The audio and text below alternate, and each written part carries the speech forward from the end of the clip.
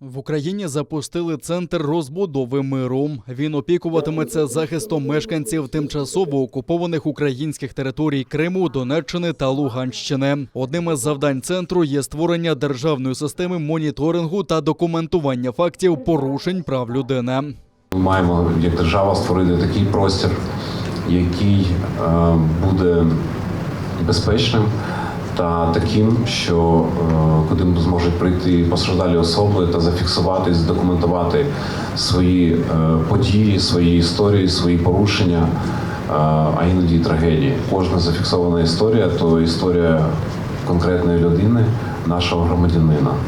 До створення Центру розбудови миру було залучено більше 60 організацій та 200 експертів. Правозахисники наголошують, що жоден центр документування не було створено державою під час війни та державою, яка потерпає від агресії.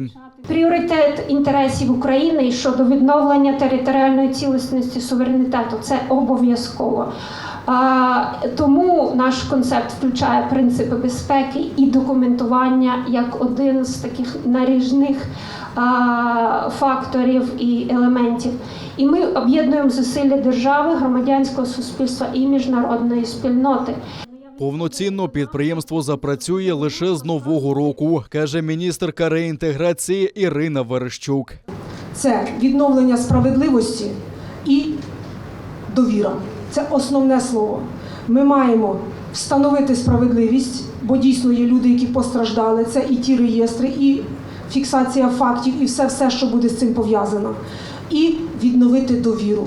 Довіру один з одним. Наше мотто неформальне, але в будь-якому випадку, я вважаю, воно дуже вдале. Через діалог до довіри і миру.